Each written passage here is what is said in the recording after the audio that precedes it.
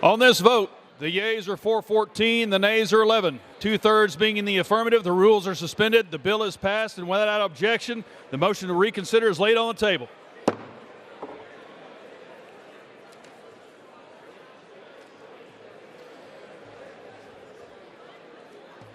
Pursuant to Clause 8 of Rule 20, the unfinished business is the question on the motion to reconsider the vote on the question of adoption of HRES 863, on which the yeas and nays were ordered. The clerk will redesignate the motion. Motion to reconsider the vote on adoption of House Resolution 863, offered by Mr. Moore of Utah. The question is on the motion. Members will record their votes by electronic device. This is a 5-minute vote.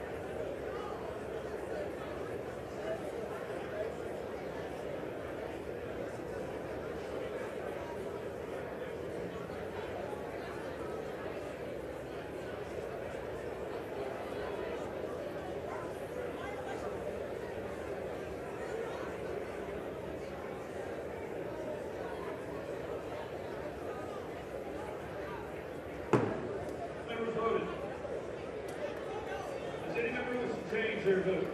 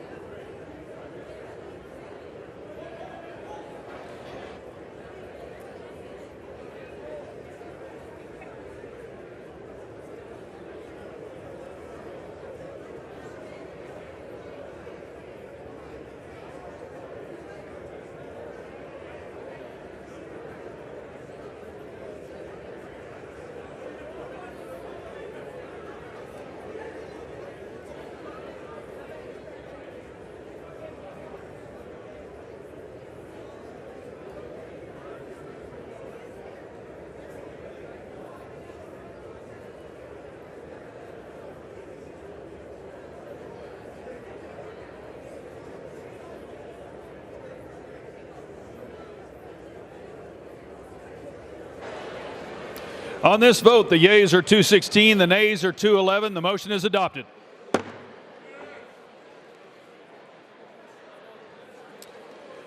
The question is on adoption of the resolution. Those in favor say aye. Those opposed say no. In the opinion of the chair, the ayes. For what purpose does the gentleman from Utah seek recognition? The yeas and nays are requested. Those favoring a vote by the yeas and nays will rise. A sufficient number having risen, the yeas and nays are ordered. Members will record their votes by electronic device. This will be a 5-minute vote.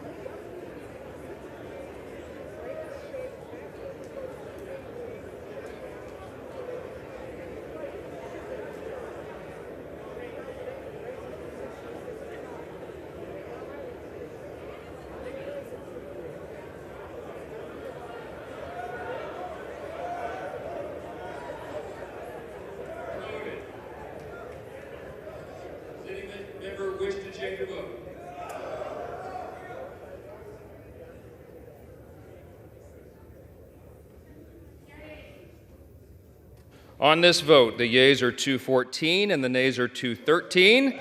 The resolution is adopted.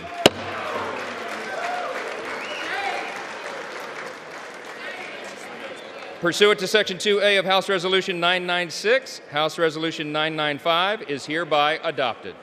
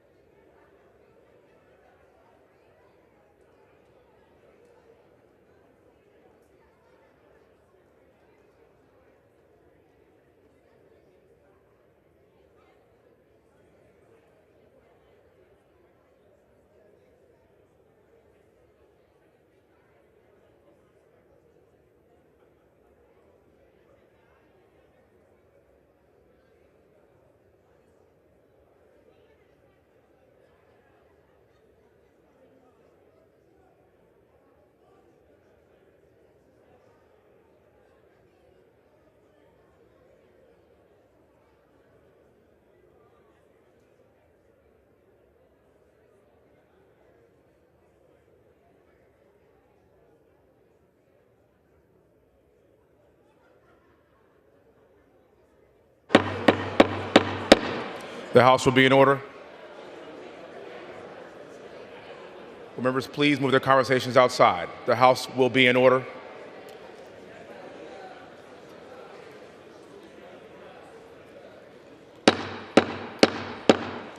The House will be in order. Members, please move your conversations outside. Thank you.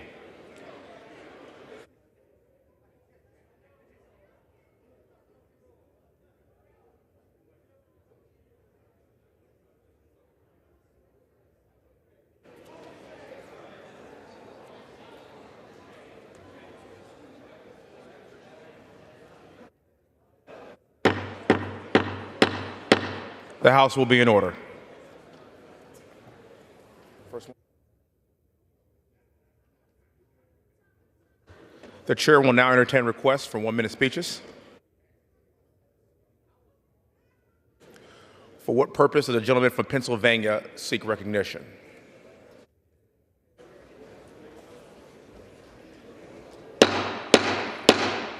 The House will be in order.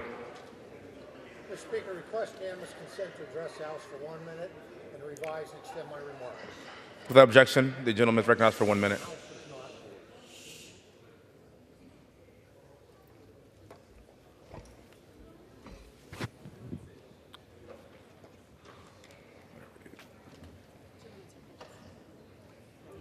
The gentleman is recognized. Thank you, Mr. Speaker. Mr. Speaker, I rise today to remember the life of Rich Kelly of Center County. Rich was a tireless advocate for emergency service in Center County, and he never wavered on his dedication to helping others. Rich joined Mount Nittany Health System in 1991, working his way up to EMS manager, and is responsible for the significant development and growth of the department and EMS in the region. Over the years, he also served as Center County Coroner, Executive Director of Bellefonte EMS, Assistant Manager of Center Lifelink EMS, and was a flight paramedic for Geisinger Life Flight. He was active in the fire service, having served as a volunteer for the Undines, my own home department of Howard, and the Logan Fire Departments, where our paths cross, and I consider Rich and his wife, Teresa, dear friends, and his passing is a tragic loss. His contagious personality and cheerful sense of humor will be missed across Center County for years to come. Scripture in 1 Thessalonians 4:13-18 instructs us with these words: Brothers and sisters, we do not want you to be uninformed about those who sleep in death, so that you do not grieve like the rest of mankind who have no hope. Rich Kelly lived his life dedicated to service and caring for others in a way that brought hope to so many. Let us find peace, having known Rich Kelly. Thank you, Mr. Speaker, and I yield back the balance of my time. For what purpose does the gentleman from New Jersey seek recognition? Ask unanimous consent to address the House for 1 minute, revise and extend my remarks. Without objection, recognized for 1 minute, sir.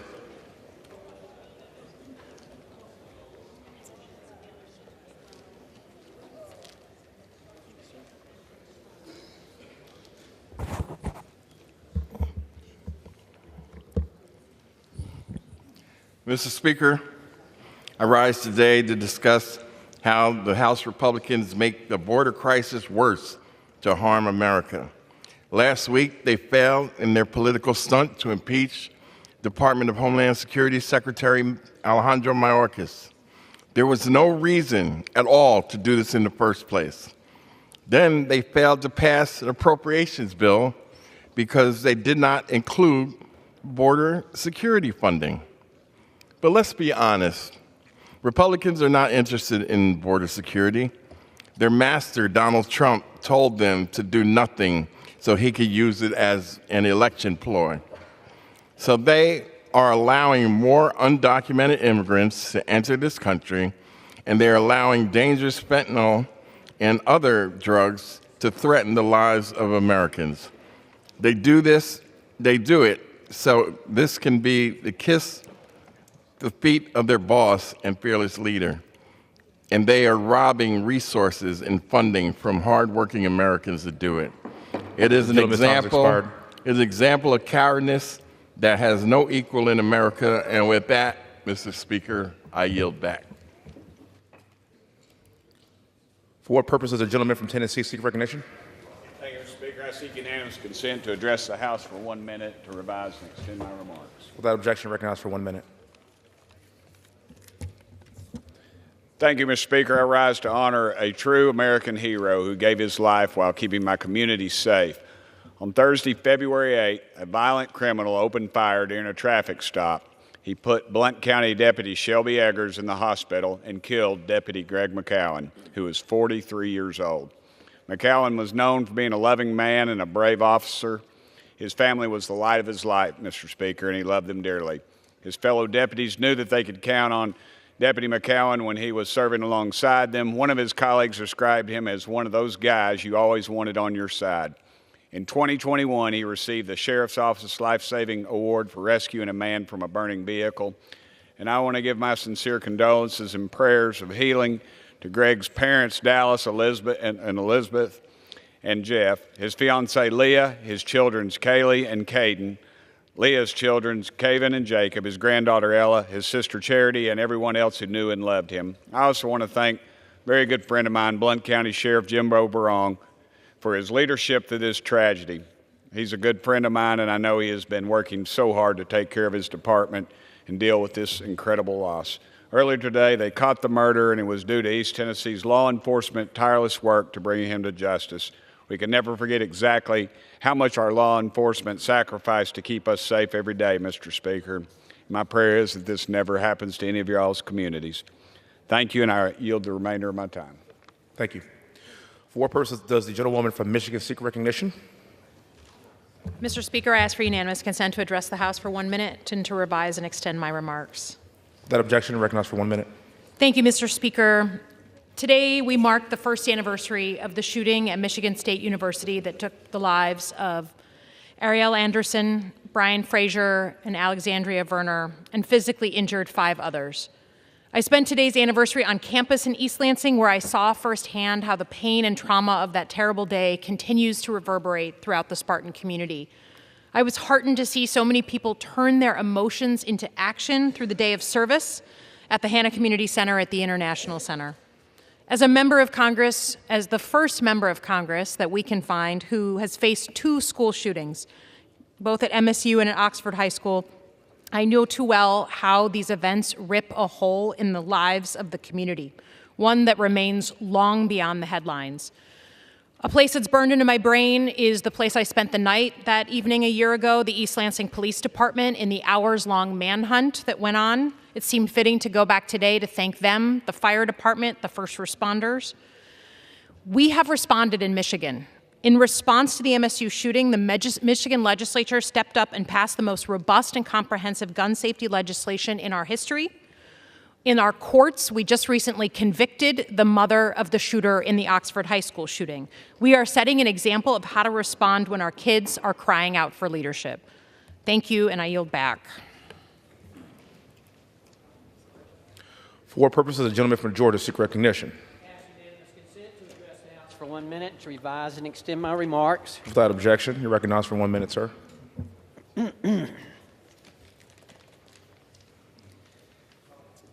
Mr. Speaker, I rise today in remembrance of Paul Hamilton Ploger.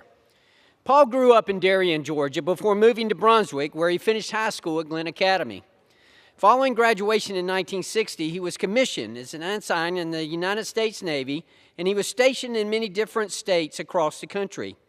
After serving in the Navy, Paul, his wife Carol, and his children moved to South Carolina, where he worked as an engineer and systems analyst for Allied Chemical in Irmo. In 1975, Paul moved back to Georgia, where he worked for the American National Bank in Brunswick, and then began his association with Southeastern Bank in Darien in 1983 until his retirement in 2005. Paul was a devoted member of the Coastal Georgia Historical Society and the Brunswick Kiwanis Club, where he participated in projects to better the lives of children in the community. He also volunteered his time as a mentor for middle school students. Paul will be missed by all, and I send my condolences to his family. Thank you, Mr. Speaker, and I yield back. For what purposes the gentlewoman from Ohio seek recognition? Without objection, recognized for 1 minute, ma'am. Mr. Speaker, why does our country have a budget deficit? Answer, because America over the last 3 decades has been offshoring jobs and our productive wealth. The people of Ohio and the industrial Midwest overwhelmingly oppose ill-conceived foreign trade deals that have harmed millions of them. The harm began in 1993 when NAFTA was enacted. It deepened in 1994 when we joined the World Trade Organization, and the bottom dropped out in 2000 when the U.S. helped China get WTO benefits without trade reciprocity. Math tells the rest. Our trade deficit with the world racked up to $15 trillion since 1994 as our real wealth drained out. American manufacturing plunged by a third from 370,000 facilities in 1992 to 250,000 in 2017, and from 1993 to 2024, we lost 5.6 million manufacturing jobs. NAFTA, moreover, hurt our neighbors as much. It stimulated massive undocumented immigration from Mexico and Latin America, and the pact pitted millions of unsubsidized Mexican white corn farmers against subsidized U.S. corn. What America makes and grows America. Our challenge is to stay the course of small business creation here and investment right here in the USA. I yield back. For what purposes does the gentleman from California seek recognition? Without objection. Thank you, Mr. Speaker. Every state in our country has been negatively impacted by the Biden administration's wide-open border policies. Last week, I traveled to Cochise County, Arizona, with the Congressional Western Caucus and the Committee on Natural Resources to tour our southern border and discuss President Biden's border policies and how it's affecting our federal lands and parks. While in Arizona, my colleague Rep. Tom Tiffany and I decided to follow up on the story that James O'Keefe had exposed that alleged the Casa Elitis Ramada Hotel in Tucson was housing illegal immigrants at taxpayer expense. Congress has the right, of course, to exercise oversight as federal funds prop up these locations and the non-government organizations known as NGOs that are secretly housing these illegals. Congress has a right to see how American tax dollars are being spent. We have that accountability. Instead, we were denied access to even the parking lot, given no information, and they even called the sheriff's office on us. We'll be back. Congress must immediately investigate and hold on-site hearings and get down to this. These NGOs that wrap themselves in charity and in religion in some cases are making a lot of money off this and are actually undermining the security of our country by trying to move people as fast as they can into this process. These NGOs must publicly testify before Congress and, more importantly, the American public about how our tax dollars are being used and what for. I yield back. For what purpose does the gentlewoman from Michigan seek recognition? To address the House for 1 minute and extend my remarks. Without objection for 1 minute. Thank you, Mr. Speaker. I rise from this chamber here in the U.S. House of Representatives to recognize 44 days of fitness that has taken place in a humble and independent gym called Burn Fitness. For 44 days, incredible people from across Oakland County have been participating in a fitness competition, engaging in spirited activity, spirited training, and I have been so pleased to be a part of that competition. And what we say all the time here in Congress as your representative, that we are really representing the best of Michigan. And so while I cannot be with you all tomorrow for the 45th day of this competition, please know that I am rooting for Sweet Caroline's. I am rooting for a great final workout, and know that you will all make us proud. Thank you, Mr. Speaker, and I yield back. Thank you. For what purpose does the gentlewoman from Virginia seek recognition? Mr. Speaker, I rise to request unanimous consent to address the House floor for 1 minute to revise and extend my remarks. Without objection, 1 minute. Mr. Speaker, I rise today to honor the lives of 5 United States Marines lost in an H-53 helicopter crash in San Diego, California last week. These young men embodied what it means to be military pilots and U.S. Marines. As aviators, we know that risks, even during routine training missions, are part of the job. Our nation will be forever indebted for their sacrifice. Captain Jack Casey, a 2019 graduate of the Virginia Military Institute from Dover, New Hampshire. He was 26. Captain Miguel Nava, a United States Naval Academy graduate from Traverse City, Michigan. He was 28. Captain Benjamin Moulton from Emmett, Idaho. He was 27. Lance Corporal Donovan Davis from Olathe, Kansas. He was 21. And Sergeant Alec Langan from Chandler, Arizona. He was 23. These 5 Marines will forever be remembered in the military aviation community. Please keep their family and friends in your prayers. We are eternally grateful for their service and sacrifice for our great nation. Thank you, and I yield back. Thank you. For what purpose does the gentleman from Indiana seek recognition? Mr. Speaker, I ask unanimous consent to address the House for 1 minute. Without objection, 1 minute. Mr. Speaker, it is with great respect that I rise today to celebrate Black History Month and its 2024 theme, African Americans and the Arts. This theme reflects on the important work of the African American artists who preserve history, enrich communities, and create empowerment through the visual and performing arts. Throughout the years, Northwest Indiana has been home to many such noteworthy and inspiring art-based organizations, including the West Side Theater Guild, Marshall J. Gardner Center for the Arts, the Glenn Theater, the Miller Beach Arts and Creative District, the Gary Theater Ensemble, and the Morning Bishop Playhouse Theater. Mr. Speaker, please join me in honoring the countless African American artists in Northwest Indiana and across our country for their profound passion, creativity, and perseverance to enrich our culture and our quality of life. Mr. Speaker, I thank you and I yield back my time. The gentleman yields. For what purpose does the gentleman from Maryland seek recognition? consent to address the House for 1 minute and to revise and extend my remarks. Without objection, for 1 minute, you're recognized, sir. Thank you, Mr. Speaker. Mr. Speaker, here we go again. Not even a week after my Republican colleagues failed to advance their unconstitutional impeachment of Secretary Mayorkas, House Republicans again put critical House business on hold while they wasted precious time on another meaningless impeachment vote. Mr. Speaker, the list of things this House majority has ignored is long and only getting longer. House Republicans have failed to pass the key bills needed to avoid a government shutdown on March. Congress still needs to reauthorize the FAA bill to improve air travel and safety. We need to reauthorize FISA to bolster our national security. House Republicans need to provide critical military aid to our allies in Ukraine and Israel. And the civilians in Gaza and Ukraine need life-saving humanitarian aid as soon as possible. House Republicans can't pass or haven't passed any of these critical bills. I'm calling on my House Republican colleagues to get serious and to let us get back to doing the work the American people need us to get done. Thank you, and I yield back. For what purpose does the gentleman from California seek recognition? Seek permission to address the House for 1 minute and revise and extend my remarks. Without objection, the gentleman is recognized for 1 minute.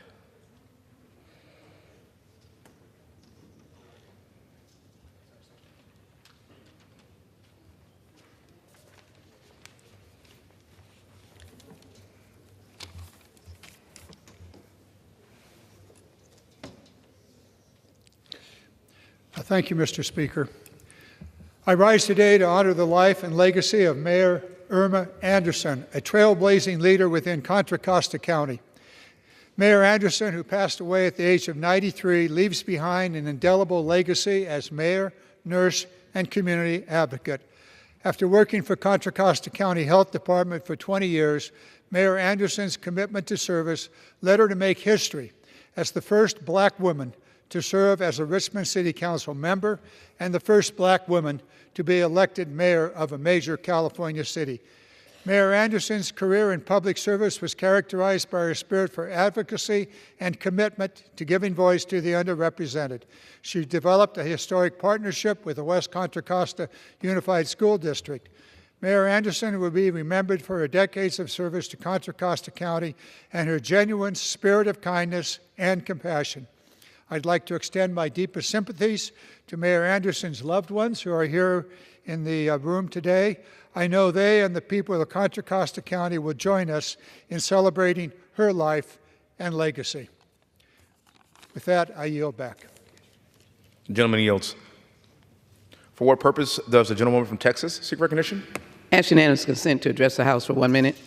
Without objection, ma'am. First, Mr. Speaker, let me pay tribute to the Congressional Black Caucus and the managers tonight for honoring Black History Month, of which I will look forward to participating in the month of February to honor the great history and excellence of African Americans.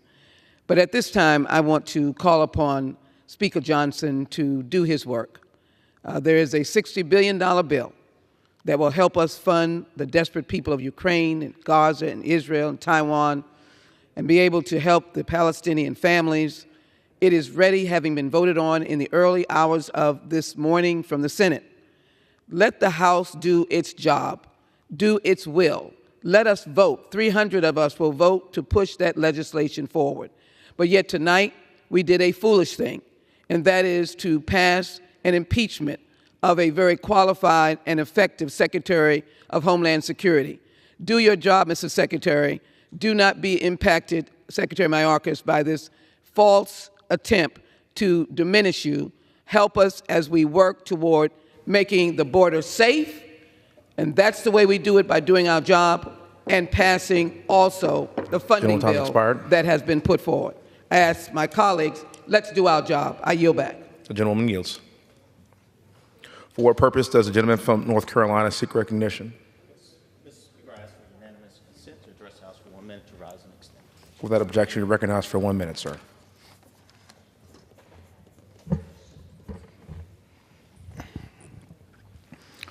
Mr. Speaker, Eastern North Carolina's resilience and potential have drawn national leaders' attention. Recently, Interior Secretary Deb Haaland visited the Pocassin Lakes National Wildlife Refuge.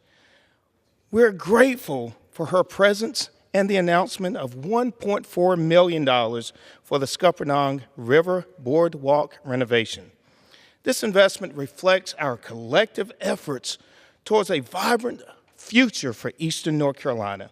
Let's continue working together to ensure the voices and needs of Terrell County and the East are heard and addressed nationally. Thank you so much, Mr. Speaker. I yield back.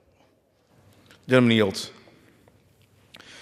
Under the Speaker's announced policy of January 9th, 2023, the gentlewoman from Florida, Mrs. Phyllis McCormick, is recognized for 60 minutes as a designee of the Minority Leader. Mr. Speaker, I ask unanimous consent that all members have 5 legislative days to revise and extend their remarks and include any extraneous material on the subject of the special order hour. It is with great honor that I rise today. Yeah, without objection. It is a great honor that I rise today to co-anchor the CBC Special Order Hour along with my distinguished colleague, Representative Jonathan Jackson. For the next 60 minutes, members of the CBC have an opportunity to speak directly to the evolution of Black excellence throughout history, an issue of great importance to the Congressional Black Caucus, Congress, and the constituents we represent in all of America. As we celebrate the evolution of Black excellence, I rise today to pay homage to the significant events and trailblazers who played a central role in shaping South Florida's history. In Fort Lauderdale, you can find the historic Sistrunk neighborhood, what we've known to be the heart and soul of the city. Since the very beginning, this vibrant and beloved neighborhood has been the epicenter of Broward County's Black culture and heritage. Sistrunk's early days can be traced back to the first individuals from Georgia, South Carolina, and the Bahamas who migrated to the region. Some of the neighborhood's earliest inhabitants were railroad workers who resided in shanties prior to the beginning of the 20th century.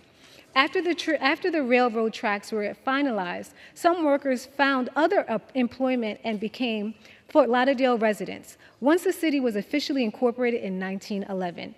If you take a trip down the neighborhood, you'll find yourself on Sistrunk Boulevard, which is named after the trailblazer who changed the trajectory of our region for the better.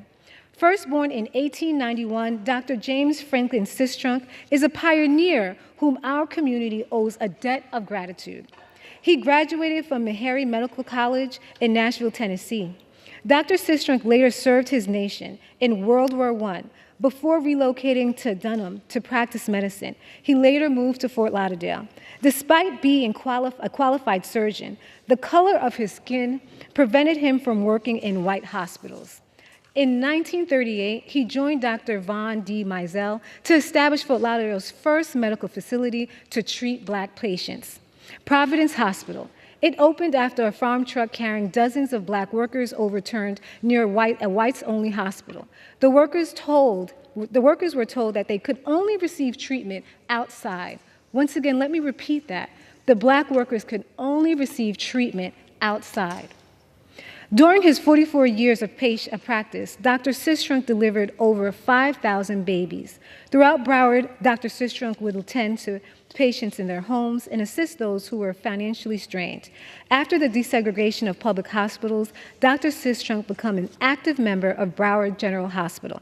This summer, I visited the Holy Cross Healthcare Center, located at the YMCA Mizell Community Center. It sits on historic land where Providence Hospital once stood, and is building on its legacy in providing accessible health care.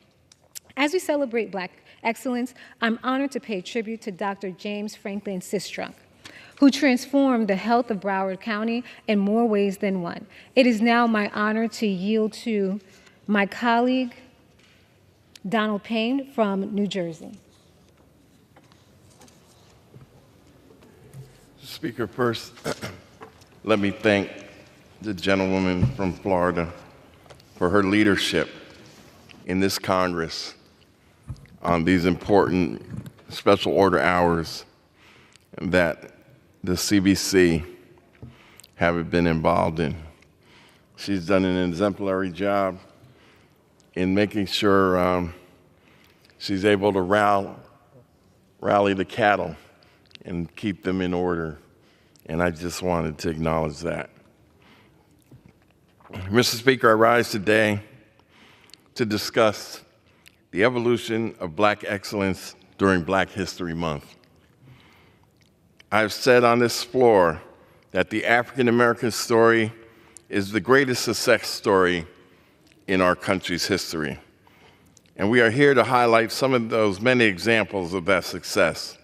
But first, I want to discuss why it is important to have this discussion. Black excellence is a term born out of the difficulties Black Americans have faced since the very beginning.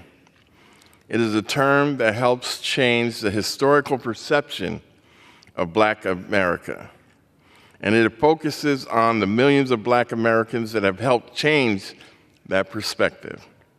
Since the first Africans set forth on American soil, we have fought for everything that we have in this country. First, we had to fight for the right to be considered people. Then we had to fight to make sure the promises of the Constitution applied to us. And we are still fighting those fights every single day. In essence, Black excellence is not a series of actions. It is a state of being that evolved from struggle. It is a response to critics, and it is a mantra that reminds millions of Black children and teens that there are doors open to them that were closed to their ancestors.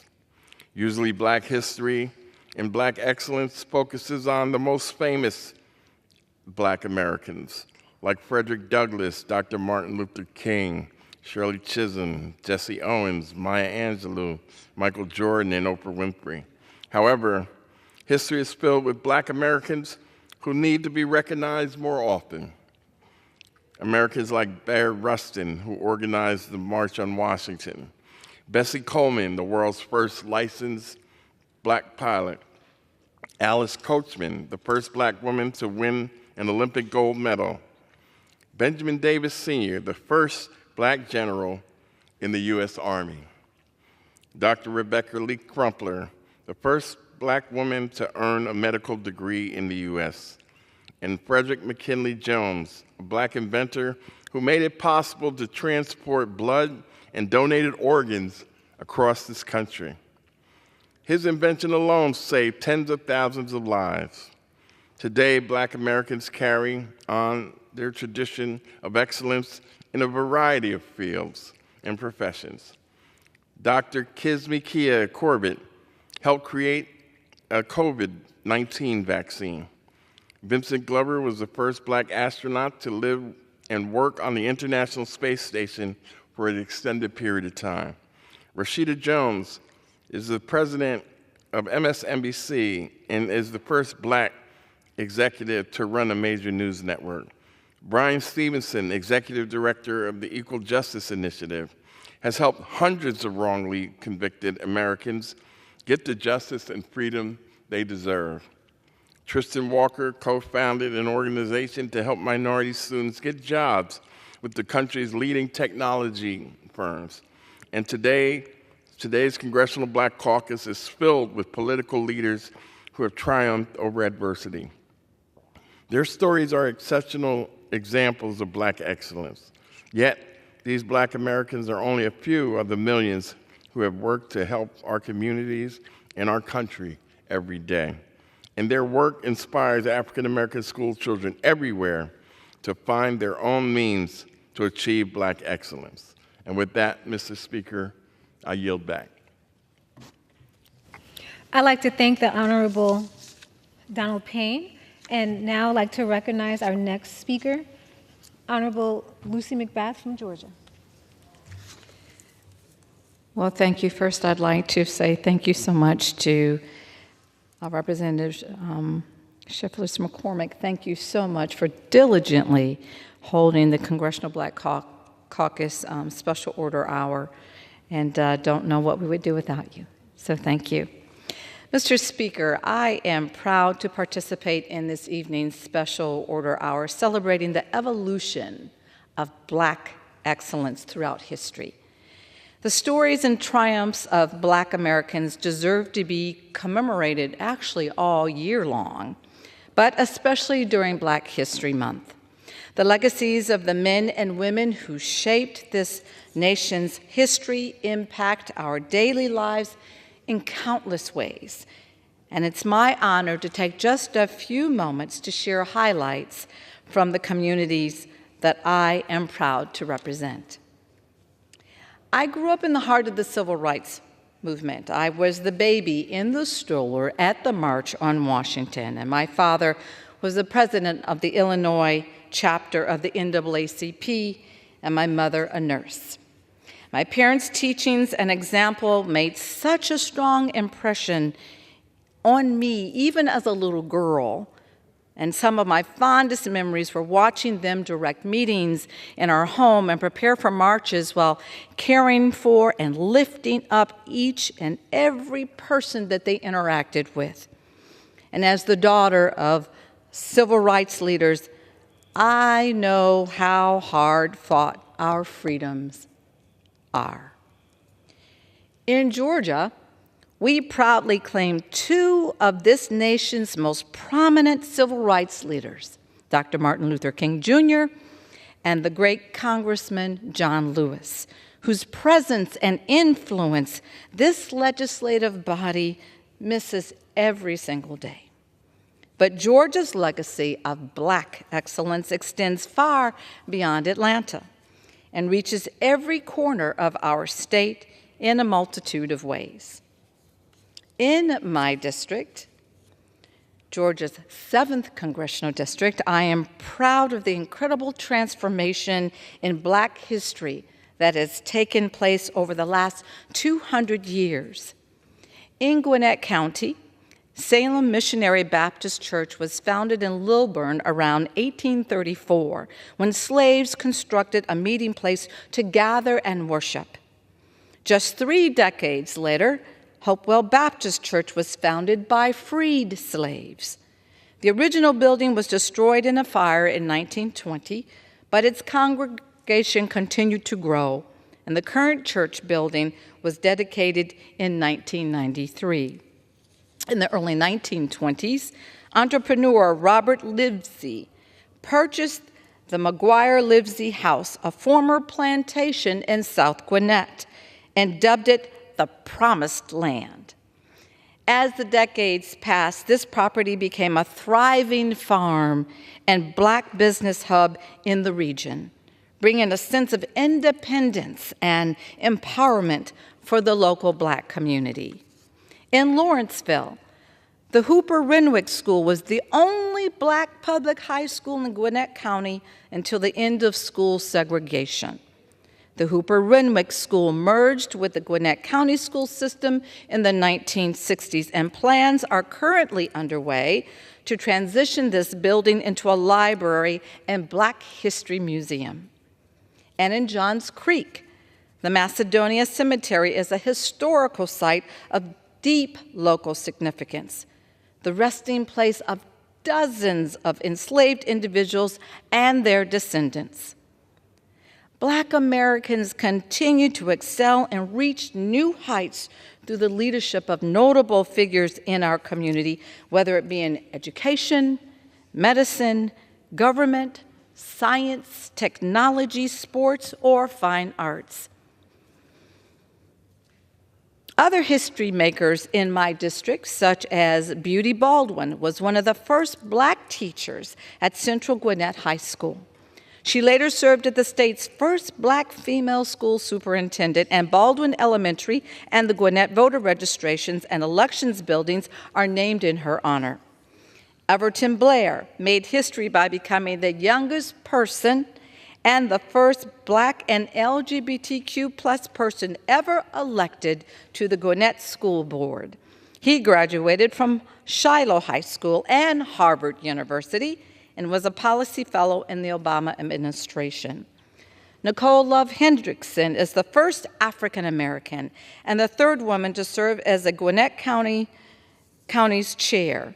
Hendrickson has issued proclamations celebrating Juneteenth and for the first time in Gwinnett's history, acknowledging the 1911 lynching of Charles Hale in Lawrenceville, Georgia. Gwinnett County District 3 Commissioner Jasper Watkins is the first African American in the armed forces and the state of Florida to achieve board certification with the American Society of Health Systems Pharmacist Nuclear Pharmacy Residency Program. This region's athletes and entertainers include Alvin Kamara, a Norcross native and running back for the New Orleans Saints, George Rogers, a Duluth native and Heisman Trophy winner, and Ezzard Charles, a Lawrenceville native who is widely regarded as the greatest light heavyweight boxer of all time. Migos, an American hip-hop trio composed of rappers Quavo, Offset, and Takeoff, were founded out of Lawrenceville in 2008. And I have been privileged to work with Quavo in my work to end gun violence following the tragic death of Takeoff in 2023. Mr. Speaker, I hope it's clear just how rich and diverse the history of Black Americans in my district truly is.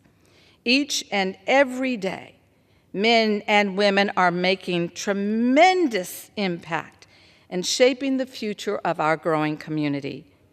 And as their Congresswoman, I am committed to doing my part to protect the rights that have been brought us thus far and advancing the progress that Black Americans continue to make every single day in America.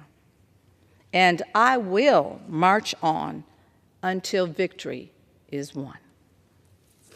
And I yield back. Thank you so much, Honorable Lucy McBath, for your remarks. I would now like to recognize Congressman Glenn Ivey from Maryland.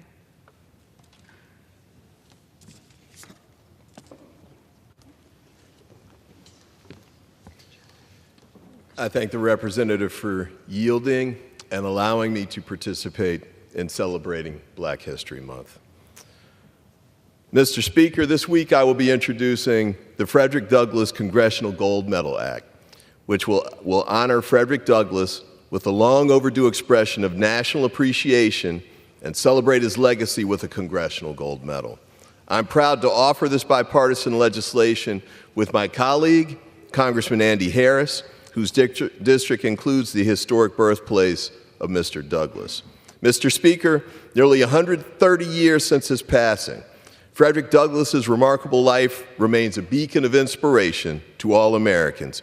Born into slavery on Maryland's Eastern Shore, Mr. Douglass overcame countless obstacles to become one of the most powerful and impactful figures in 19th century America. Douglass was enslaved for the first 2 decades of his life. During this period, he taught himself to read and write, skills which would later play a critical role in his life as an abolitionist and civil rights leader. In his 20s, Douglass escaped slavery, first to New York and then eventually settling in Massachusetts. Douglass dedicated the remainder of his life to furthering the cause of freedom for others in America.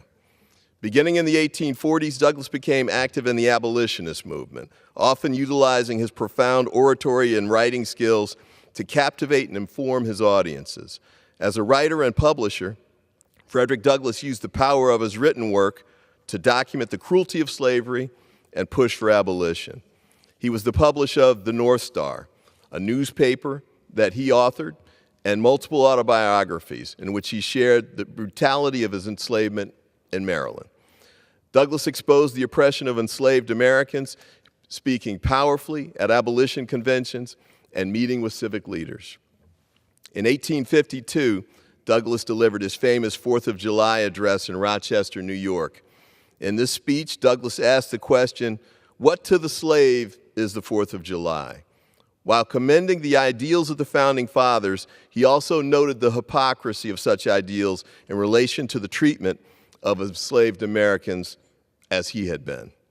Perhaps some of Douglass's most impactful achievements came as our nation was torn apart by the Civil War.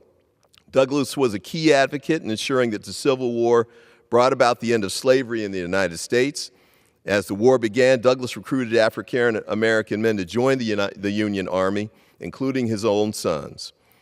After the war, he fought for equal pay and equal treatment of African American soldiers. This advocacy included several meetings with President Abraham Lincoln at the White House, and to whom Douglas became a trusted confidant. After the war, Douglas continued his work as a dedicated fighter for equality and the extension of the rights of the U.S. Constitution to all Americans. He was prominent and a powerful advocate for the 13th, 14th, and 15th Amendments. One of his most powerful post-war moments came in 1876 at the dedication of the Emancipation Memorial here in Lincoln Park in Washington, D.C., where Douglas delivered the keynote address. Later in his life, Douglas was also a public servant. He was appointed to several influential government posts, including U.S. Marshal for the District of Columbia, Recorder of Deeds, and Minister to Haiti. Frederick Douglass dedicated his life to furthering the cause of freedom in the United States. Few Americans have shaped our nation so profoundly and permanently as Frederick Douglass. To this very day, Douglass's message and principles remain a guiding light for our country as we continue to seek fulfillment of our nation's promise and potential for justice and equality.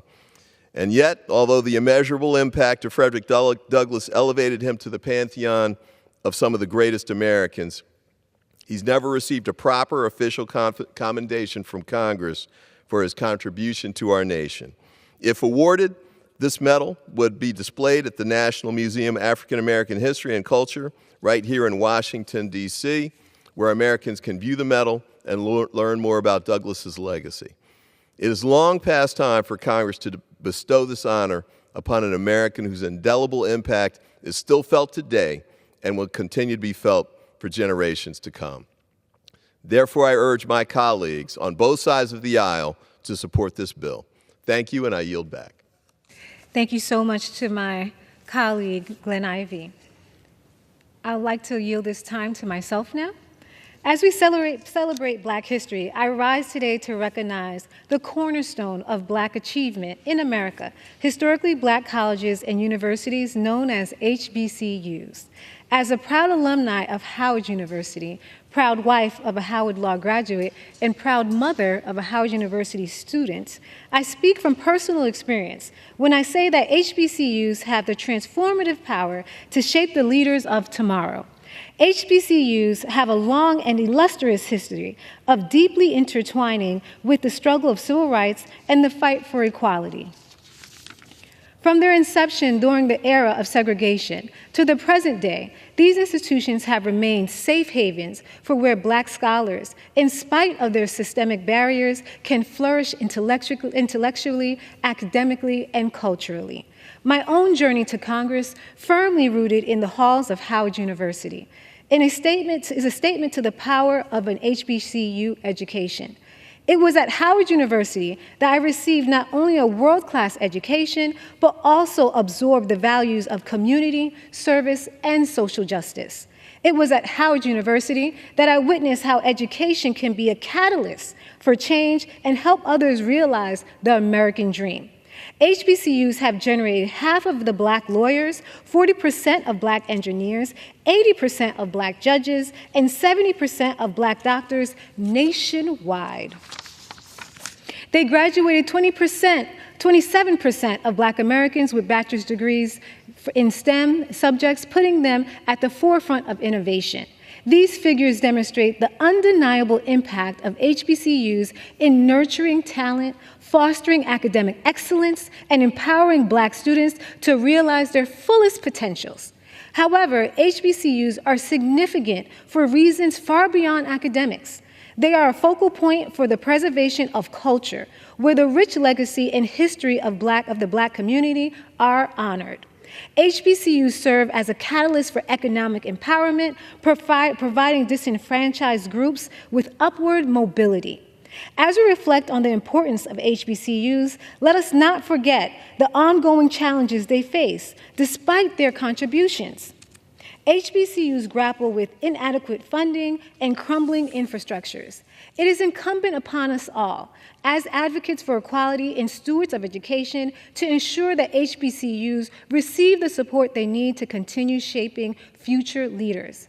I am grateful that the Biden-Harris administration has invested over $7 billion in HBCUs, unlocking opportunities for millions of Americans. HBCUs represent the very best of Black excellence.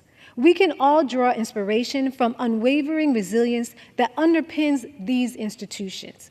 Their steadfast commitment to equality and greatness inspire us all to tear down barriers and build a future where everyone may openly follow their ambition regardless of their color of their skin.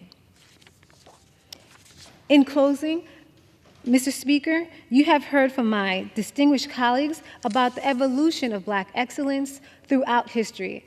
As issues of great importance to the Congressional Black Caucus, our constituents, Congress, and all Americans tonight. With that, Mr. Speaker, I yield back. Does the gentlewoman have a motion? I motion to adjourn the House at this time. The question is on a motion to adjourn. Those in favor say aye. Those opposed say no. The ayes have it. The motion is adopted. Accordingly, the House stands adjourned until 10 a.m. tomorrow for morning hour debate.